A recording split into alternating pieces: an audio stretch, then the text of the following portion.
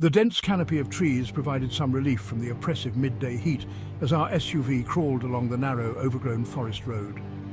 Nature was reclaiming this forgotten path with thick roots snaking across it, making the drive increasingly challenging.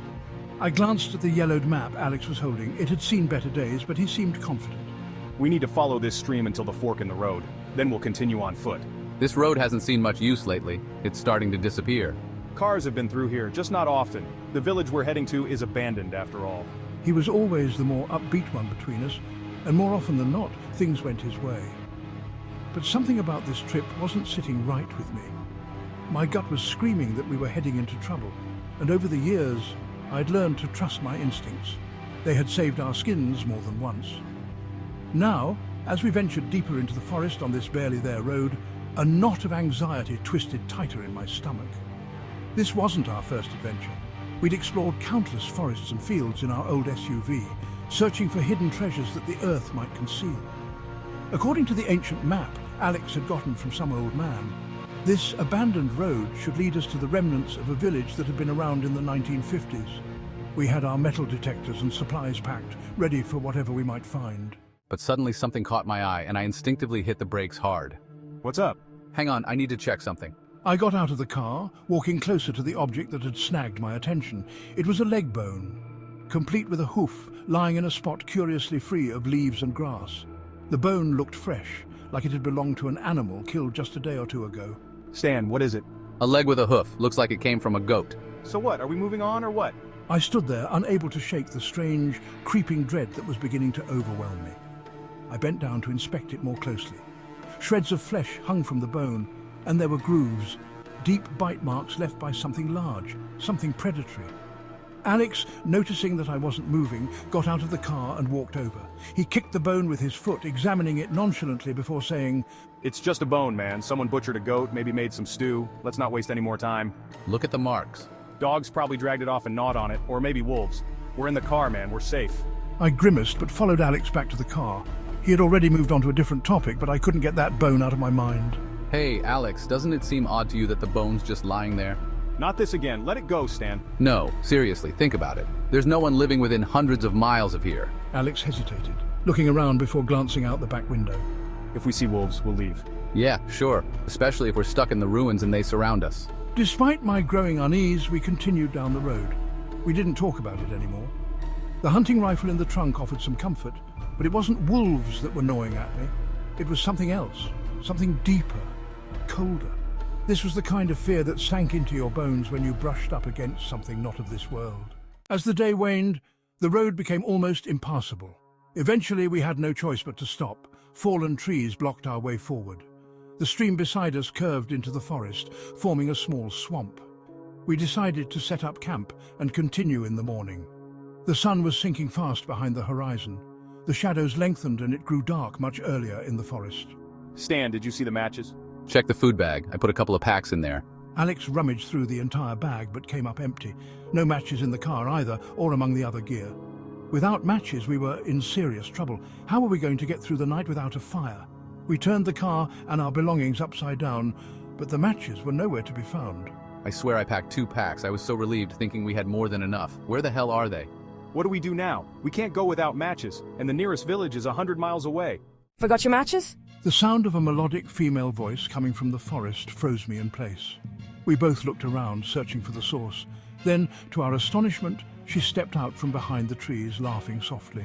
What are you doing out here without matches? The girl asked, smiling as she approached us. She couldn't have been more than 20.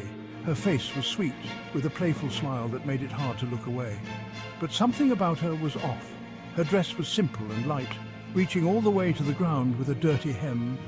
Her long dark hair hung loose over her shoulders, unkempt and seemingly unwashed for some time. Her teeth, though, were strikingly white and strong, an odd contrast to the rest of her appearance.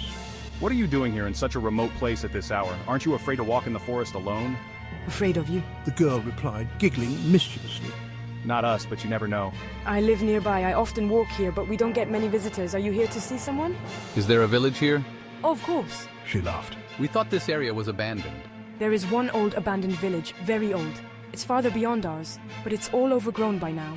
She studied us closely, her eyes narrowing slightly. Come with me. It's not far to my house. You can get some matches there. And if my father likes you, you might even stay the night. Let's go, Stan. Alex said, quickly slinging his backpack over his shoulder. But I felt rooted to the spot. Something holding me back. I couldn't explain it, but every instinct in me screamed not to follow her. Without fully understanding why, I said firmly, There's no need to stay the night. Alex, you go get the matches. Maybe if they have fresh milk or eggs in the village, buy some.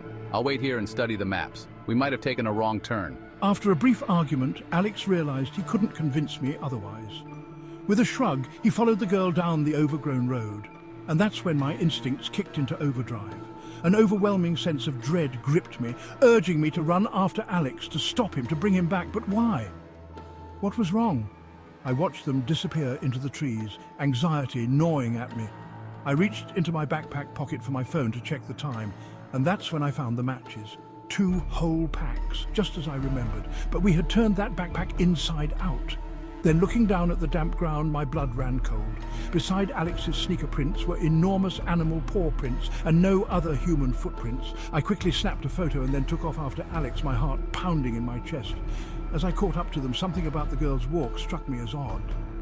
Her gait was nothing like a human's, springy, slightly swaying, as if she was constantly adjusting to stay upright. Alex, wait, help me untangle. The rope. Alex stared at me in confusion. He knew there was no rope, and even if there was, why would I need his help? But my appearance, pale as a ghost and eyes wide with fear, seemed to convince him. He turned and walked back toward me. Bro, what's going on? Alex, help me with this, and then we'll go for the matches together. I glanced at the girl and forced a smile. Alex followed me back to the car, and the girl silently trailed behind. I didn't dare look back at her, but I could feel her tension, her displeasure, like needles running down my spine. As we reached the car, I whispered urgently, Trust me, get in the car and buckle up. Don't ask questions. Alex didn't hesitate.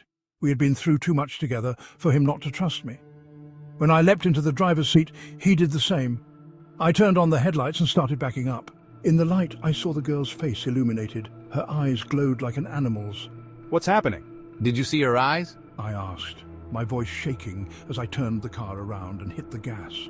The next second, something slammed into the trunk, and the car lurched. A wild, inhuman scream echoed through the forest. Alex looked back and let out a string of curses, his fear palpable. Stan, what the hell is that? It's chasing us. In the rearview mirror, I saw something white darting after the car. As I focused, I realized it was the girl's dress, and she was bounding toward us in massive leaps, pushing off with her hind legs and landing on her hands. The creature, no longer anything like a girl, was gaining on us. A few more powerful jumps, a thud, and it was on the roof. I slammed on the brakes and the thing lost its balance, crashing to the ground, but it immediately sprang back to its feet. I tried to drive as fast as possible, but the roots sticking out of the ground made it difficult. In a rage, the creature punched the driver's side window, but the glass held. I gripped the steering wheel with white-knuckled intensity, every ounce of adrenaline focused on keeping us on the road. I swerved around roots and branches, knowing that if we stopped for even a second, we wouldn't be going home. Alex, pale and trembling, kept glancing back, muttering that it's still there. Finally, after what felt like an eternity, the highway came into view. I floored the gas pedal, speeding onto the asphalt. We drove in silence, both of us too shaken to speak. I had to force myself to ease off the gas, realizing I was going way too fast. An hour later, we spotted a gas station and a small cafe. We got out and inspected the car. Dents all over, cracks in the windows. It needed serious repairs, but we were alive.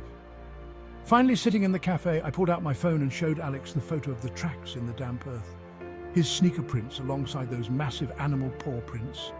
We sat there, speechless, each of us processing how we had narrowly escaped with our lives and thinking about the horror that still wandered the dark forest of the abandoned village.